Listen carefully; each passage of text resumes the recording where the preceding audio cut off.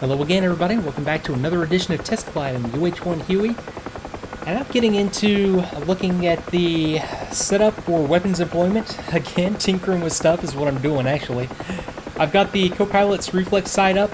I'm just kind of tooling around with it. I figured out how to get it down using the keyboard commands. I still don't know or don't think that there's a button or anything that you can interact with in the cockpit that will make this sight come down. So for now, I'll just continue using the keyboard commands until I find a better way. Okay, so let me stow that again and get control of my my mouse back.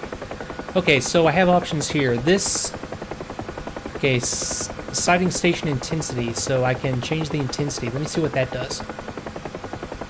Okay, that turned it down some. Okay, and apparently I can zoom in and out with my mouse wheel as well. Okay, but I lose mouse. I'm not able to mouse around and do stuff when I do have the sight selected in the co-pilot position, which makes sense. Okay, that's intensity turned all the way up. Let me try it again with everything turned down. Oh yeah, look at that. I'll put it back to the center position and leave it alone. Now this little switch, what did you do? You are station lab switch backup off and main. So I'm guessing that's main. I'm guessing that's off. Indeed.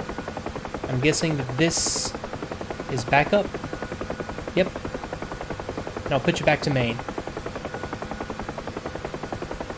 Okay, now what this does is the position of this sight. Right now I have track IR and it's following my head movements. I believe there's also possibly a way to set this up so that you use the mouse to control where this is pointing. That would be very cool. That would actually be maybe a little bit more realistic, because really all that's happening here is there's a little grip, and I'll stow it again so I can show you. Essentially the co-pilot reaches up, pulls it out of the detent using this grip and pulls it down like that, and then just slews it around using the grip. And right now I've got the same thing going, just kind of, it's following my head tracking movements, or where I position my head is where the sight points. I don't know, this works.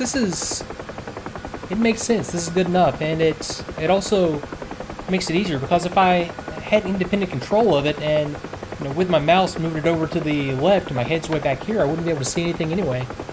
So yeah, I think that works. That's where I'll leave it. But as this moves around, those guns mounted on the side of the aircraft, the ones that are by default facing forward, those guns are following the movement through at least their range of motion, depending on where the sight is pointing. So okay, we'll get to see that in action here very very soon, soon enough at least. Okay, let me check on my fuel state real quick. Okay, I've still got not much. I mean, I probably will have to make this 2 missions unless I really get bored with this and make a rush of it. I don't see that happening. But okay, let me press on to the checklist and see what else we have. Okay, I'd already got up to here, and I'd already figured out, okay, yeah, master arm switch. It has 3 positions, off, safe, and armed. I would want to go to the armed position. Okay, and let me go back to my pilot position with the fixed side up.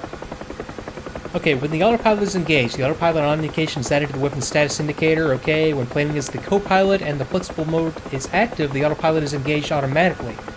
That is extremely helpful. Okay. And this is designed to simulate the pilot maintaining the helicopter's attitude while the player operates the weapon system. That's actually pretty awesome. The autopilot can be manually turned off and on with the right when A key. The autopilot engages when the following conditions are true. Flexible mode is active, off safe, armed switch is in the armed position. Okay. So that's very awesome. I will definitely use that. It says autopilot. It's not really an autopilot, and I keep pointing this out, but it's just handing control of the aircraft over to your pilot or your co-pilot. Okay, and then employing the M134 weapon system. This is the miniguns. Select the desired cockpit station, select 762, which I already have selected, and this is the first thing that I'm going to play around with. Set the gun selector to left, right, or all as desired. Yeah, I already showed what that does. Set the aiming sight for the pilot's left flex sight or the left pilot's flex sight or the right pilot's XM60 reflex sight If playing as a pilot, you may need to turn on the reticle lamp by pressing Ret Control M. Okay, I've already got that using the interaction in the cockpit. Reticle will appear. If playing as the co-pilot, the flexible sight will move up and down and the sight reticle will appear. Yes, got that. Turn the master arm switch to arm and the helicopter is now ready to employ. 2 aiming modes are available. Okay, this is what I was talking about earlier. Camera aiming on or camera aiming off. Apparently I have that off. Well, I don't know what I have it set up to do. At the very least, I'm controlling it with my head movements, which works. Okay, lining up and aiming and firing. Attempt to enter the target area undetected by maintaining navigator flight to the target area and avoid known air defense positions when approaching to within 8 to 9,000 feet of the target. Climb and acquire the target. The climb can be performed either by pulling on the cyclet or, collective. Okay, after completing everything, maneuver to face the target. Sounds pretty simple, or straightforward at least. Okay, level out an angle of the target equal to the angle of bank in the turn. Okay, when forming a 40-degree bank, begin to level out when the target's 40 degrees off the nose. And yeah, that makes sense. So if the target was over... So right now I want to start to level out when the target is over, like, here. Yeah, that's basic flying 101. Anyway, level it out, turn towards the target, maintain 80 to 100 knots to establish well-coordinating flight. When employing rockets, place the reticle over the target at a range of 6,000 feet using cyclic. Open fire at 5 to 3,000 feet. And that is a very good point, because you don't want to fire rockets too close, because, I mean, they explode. That's what rockets do when they hit the ground. And you do not want to be anywhere near them when they do explode. So that's actually a pretty sound logic there. 5,000 feet with 3,000 feet being the shortest range that I would want to employ rockets from. Because that fragmentation is going to come out and maybe not get you every time, but you're still going to be in the fragmentation pattern of it at a long distance. Okay, when employing the guns, place the reticle over the target at a range of 3,000 feet. Open fire anywhere from 25 to 1,500 feet. And again, you don't want to fire the guns too close because rounds do explode and rounds do ricochet. So that's, again, very good advice. Okay, when firing them in stow mode or 7.62 or 2.75 rockets while continuing to fly the manually fly the helicopter, the side recoil force will produce a pitching down tendency. For long bursts, anticipate a recoil by aiming a half to 1 pipper widths above the target. That's interesting. Okay, so if I plan on doing a long burst, put the reticule just above the target. Okay, got it. Completion. When firing is complete, aggressively turn away from the target, reduce altitude, and yeah, just evade like you would normally see me do during a video. Repeat as required. When complete, go master arm off and return to base. Okay. And then we get into gunner AI controls. So let me do this first manually on some targets, and then we'll let the AI have a go at it. Okay, so right now, let me get rid of my checklist. I am set up for a guns run. Let me go master arm to arm. I have both guns selected. I have 7.62 selected on my panel. So right now, all I need to do is fire the weapon. And what I've also done is I've, on the cyclic, this is normally the weapon's release switch, and the trigger is normally what I would use to fire the guns. It's different in the Huey. This switch is the force trim switch. That's what I use for trim. The trigger is what I use for communications. And I'm firing using this button right here, and I have that already mapped to my cyclic. So that's what I'll be depressing. Actually, not depressing. What I found in... This might just be my joystick that does this. I have the... it's the Warthog HOTAS, a Thrustmaster Warthog HOTAS. And I guess the equivalent button right here, I'm finding that depressing the button, you can depress the button, but I'm finding that it's just kind of tricky to get it right into the detent so that it depresses and releases when you think it does. It's just kind of twitchy. It's hard to kind of get it to depress correctly. And it might just be my model. But so I've got it mapped to...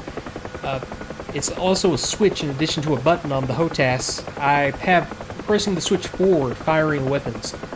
And so that I find that is a lot more easy to manage. So, okay, let me take over the aircraft. Actually, no, let me get a sight setting. Okay, Now, what I have out here to give me an estimation on ranges is I do have a target out here, and as I come around we'll see it, but I have a target with like little connexes spaced at 1,000 foot intervals. So I have a good example of a target out there at exactly 1,000, or not exactly 1,000 meters, but 3,000 feet, which is more or less 1,000 meters. So what I'm going to do is climb to about 1,500 feet. I'm going to go with a positive 10 sight setting and try to, and just see how this works and see if these sight settings are accurate. And something did occur to me actually as I was outside during the break hitting golf balls of all things in the yard.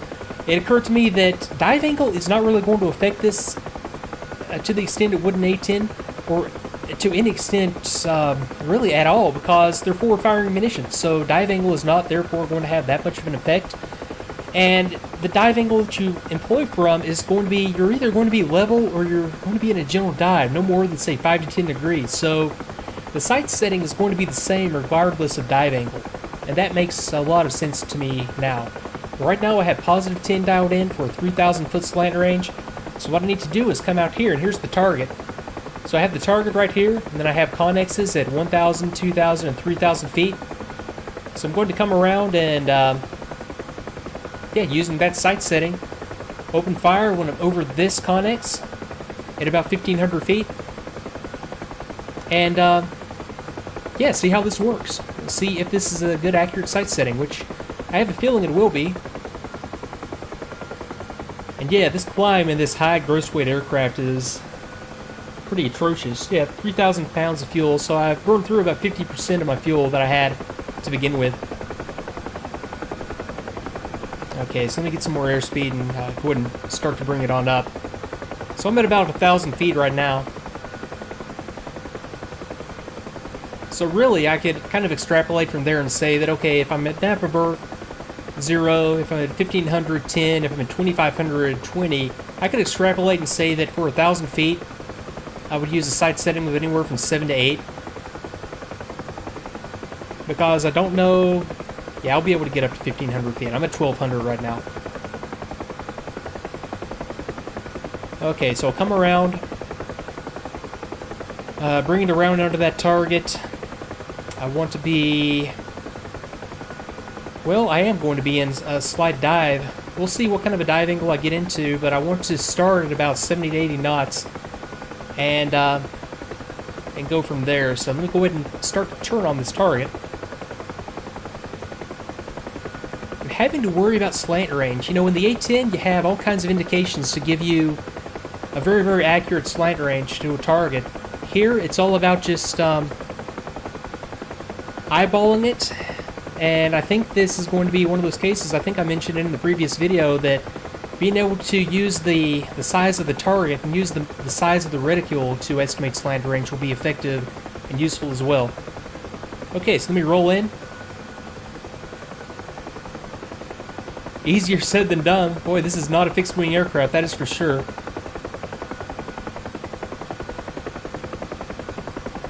Okay, so rolling in.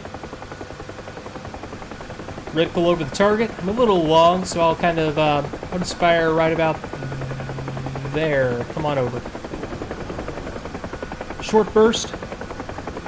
But yeah, that's about right. That's a good sight setting for that slant range. That was about a 3,000 foot slant range burst. I was kind of hesitant to make that run because I picked up a lot of speed on that dive. Not a lot, you know, I didn't bust my max airspeed or anything, but yeah, I'll manage that a little bit better when it comes to airspeed next time, I think. Maybe roll in at a slightly, I think it was about 80 knots on the roll in there. I'll try this. Instead of climbing back up, I'll try that extrapolated. I'll go for about an 8 mil setting. It's actually not going to matter that much, you know. We're only talking 1 or 2 mils here, and, you know, the size of the, I mean, that inner circle is only 5 mils itself, so, I mean, if you get it right in the somewhere in the ballpark, the sight's going to do everything that it can do for you. It's not going to be pinpoint accurate every time. Okay, so I can kind of eyeball that range. I think I'm about the right range on these, so let me fire on these strafe targets. Okay, coming on over. Little right. That was just me not maintaining good coordinated flight. But okay, I think I've got the hang of that, and that's in the fixed mode from the pilot station. And now,